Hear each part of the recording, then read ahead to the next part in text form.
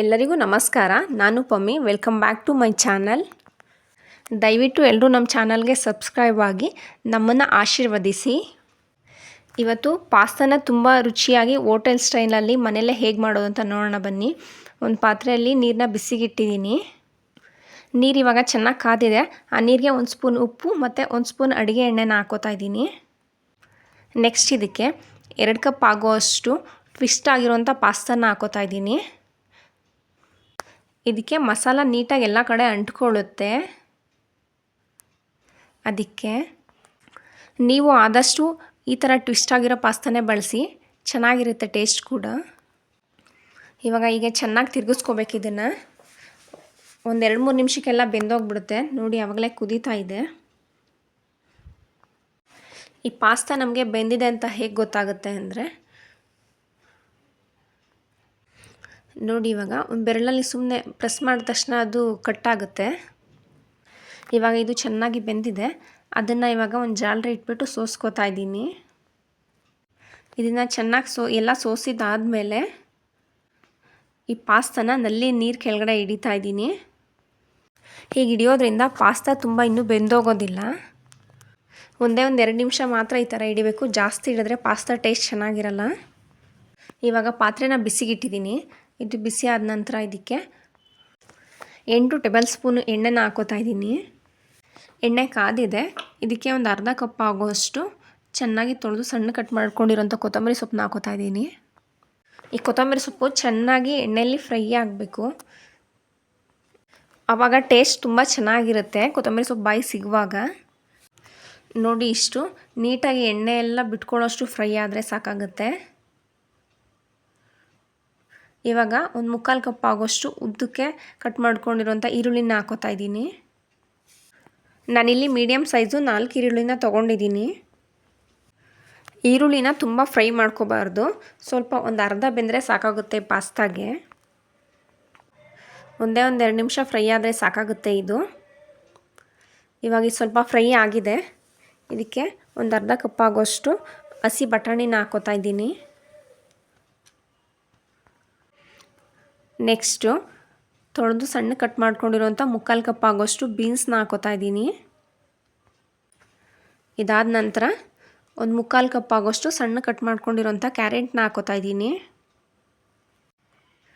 ಇದನ್ನೆಲ್ಲ ಸ್ವಲ್ಪ ಹುರ್ಕೋಬೇಕು. ಪಾಸ್ತಾಗೆ ತರಕಾರಿ, ಬಟಾಣಿ, ಈರುಳ್ಳಿ ಎಲ್ಲನೂ ಒಂದು ಅರ್ಧ ಬೇಯೋಷ್ಟು ಹುರಿದ್ರೆ ಸಾಕಾಗುತ್ತೆ. ಪೂರ್ತಿ ಚೆನ್ನಾಗಿ ಫ್ರೈ ಆಗಿಬಿಟ್ರೆ ಪಾಸ್ತಾದಲ್ಲಿ ಇದನ್ನೆಲ್ಲ ತಿನ್ನುವಾಗ ಟೇಸ್ಟ್ ಚೆನ್ನಾಗಿರಲ್ಲ.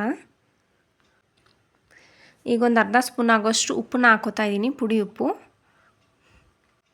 ಉಪ್ಪು ಹಾಕ್ಬಿಟ್ಟು ಒಂದು 2-3 ನಿಮಿಷ ಹಾಗೆ ಚೆನ್ನಾಗಿ ಹುರ್ಕೊಂಡ್ರೆ ಸಾಕು, ಬೆಂದೋಗ್ಬಿಡುತ್ತೆ. ಇವಾಗ ಇದು ಫ್ರೈ ಆಗಿದೆ.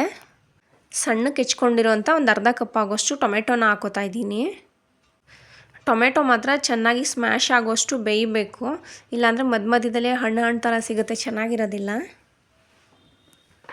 ಈ ಪಾಸ್ತಾ ಒಂದು 20 ನಿಮಿಷಕ್ಕೆಲ್ಲ ರೆಡಿಯಾಗಿ ಹೋಗ್ಬಿಡುತ್ತೆ, ತುಂಬ ಲೇಟ್ ಏನಾಗಲ್ಲ. ಟೊಮೆಟೊ ಕೂಡ ಸ್ವಲ್ಪ ಚೆನ್ನಾಗಿ ಫ್ರೈ ಆಗಿದೆ.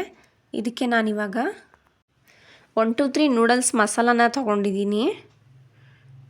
ಇದನ್ನು 1 ಸ್ಪೂನ್ ಆಗೋಷ್ಟು ಹಾಕೋತಾ ಇದ್ದೀನಿ. ಈ ಪಾಸ್ತಾದ ಸೀಕ್ರೆಟ್ ಇಂಗ್ರೀಡಿಯೆಂಟ್ ಇದೇನೆ. ಈ ಪೌಡ್ರನ್ನ ಹಾಕೋದ್ರಿಂದ ಮನೆಯಲ್ಲೇ ಮಾಡೋ ಪಾಸ್ತಾ ತುಂಬ ಟೇಸ್ಟು, ಸ್ಮೆಲ್ಲು ಎರಡೂ ಚೆನ್ನಾಗಿರುತ್ತೆ, ಹೋಟೆಲ್ ಸ್ಟೈಲಲ್ಲೇ ಇರುತ್ತೆ. ನೆಕ್ಸ್ಟ್ ಇದಕ್ಕೆ ಒಂದು ಅರ್ಧ ಸ್ಪೂನ್ ಆಗೋಷ್ಟು ಅರಿಶಿಣದ ಪುಡಿನ ಹಾಕೋತಾ ಇದ್ದೀನಿ. ಅರಿಶಿಣದ ಪುಡಿ ತುಂಬ ಒಳ್ಳೆಯದು ಆರೋಗ್ಯಕ್ಕೆ, ಮತ್ತು ಅಡುಗೆಯಲ್ಲಿ ರುಚಿನ ಕೂಡ ಹೆಚ್ಚಿಸುತ್ತೆ. ನಾನಿಲ್ಲಿ 1.5 ಸ್ಪೂನ್ ಆಗೋಷ್ಟು ಕಾಶ್ಮೀರಿ ರೆಡ್ ಚಿಲ್ಲಿ ಪೌಡ್ರನ್ನ ಹಾಕೋತಾ ಇದ್ದೀನಿ. ನೆಕ್ಸ್ಟ್ ಇದಕ್ಕೆ ನಾನು ತೊಳೆದ್ಬಿಟ್ಟು ಸಣ್ಣ ಕಟ್ ಮಾಡ್ಕೊಂಡಿರುವಂಥ ಅರ್ಧ ಕಪ್ ಆಗೋಷ್ಟು ಕೊತ್ತಂಬರಿ ಸೊಪ್ಪನ್ನ ಹಾಕೋತಾ ಇದ್ದೀನಿ. ಲಾಸ್ಟಲ್ಲಿ ಇನ್ನು ಸ್ವಲ್ಪ ಕೊತ್ತಂಬರಿ ಸೊಪ್ಪನ್ನ ಹಾಕೋದ್ರಿಂದ ಟೇಸ್ಟು ಚೆನ್ನಾಗಿರುತ್ತೆ. ಇದನ್ನೆಲ್ಲ ಸ್ವಲ್ಪ ಚೆನ್ನಾಗಿ ಹುರ್ಕೋಬೇಕು. ಮನೆಯಲ್ಲೇ ನೀವು ಪಾಸ್ತಾನ ಹೀಗೆ ಮಾಡ್ಕೊಡೋದ್ರಿಂದ ಕಲರ್ಫುಲ್ಲಾಗಿರುತ್ತೆ ಮತ್ತು ಮಕ್ಕಳು ತುಂಬ ಇಷ್ಟಪಟ್ಟು ತಿಂತಾರೆ. 1 2 3 ನೂಡಲ್ಸ್ ಮಸಾಲ ಎಲ್ಲ ಅಂಗಡಿಗಳಲ್ಲೂ ಸಿಗುತ್ತೆ. ನಿಮಗೆ ಬೇಕಾದರೆ ಪಾಸ್ತಾ ಬದಲು ಶಾವಿಗೆನ ಕೂಡ ಇದೇ ಥರ ಮಾಡ್ಬೋದು. ಇದನ್ನು ಲೋ ಫ್ಲೇಮಲ್ಲೇ ಚೆನ್ನಾಗಿ ಹುರ್ಕೋಬೇಕು. ಇಲ್ಲಾಂದರೆ ತಳ ಹಿಡಿದು ಬಿಡುತ್ತೆ. ನಾವು ಹಾಕಿರುವಂಥ ಮಸಾಲೆ ಪೌಡ್ರುಗಳು ಸ್ವಲ್ಪ ಸ್ಮೆಲ್ ಹೋಗಲಿ ಅಂತ ಹಾಗೆ ಒಂದು 2 ನಿಮಿಷ ಹುರ್ಕೋಬೇಕು ಅಷ್ಟೇ. ನೋಡಿ ಅಲ್ಲಿ ತಳದಲ್ಲಿ ಎಣ್ಣೆ ಎಲ್ಲ ನೀಟಾಗಿ ಬಿಟ್ಕೊಂಡಿದೆ. ಇಷ್ಟು ಹುರ್ಕೊಂಡ್ರೆ ಸಾಕಾಗುತ್ತೆ. ನೆಕ್ಸ್ಟ್ ಇದಕ್ಕೆ ಚೆನ್ನಾಗಿ ಬೇಯಿಸಿ ನೀರನ್ನ ಸೋರಿಸಿರೋ ಅಂಥ ಪಾಸ್ತಾನ ಹಾಕೋತಾ ಇದ್ದೀನಿ. ಪಾಸ್ತಾಗೆ ಆವಾಗಲೇ ನಾವು ಎಣ್ಣೆ ಮತ್ತು ಉಪ್ಪು ಹಾಕಿರೋದ್ರಿಂದ ನೋಡಿ ಪಾಸ್ತಾ ಎಷ್ಟು ಉದುರಾಗಿದೆ, ಚೆನ್ನಾಗಿದೆ. ಇವಾಗ ಪಾಸ್ತಾನ ಚೆನ್ನಾಗಿ ತಿರುಗಿಸ್ಕೊಬೇಕು.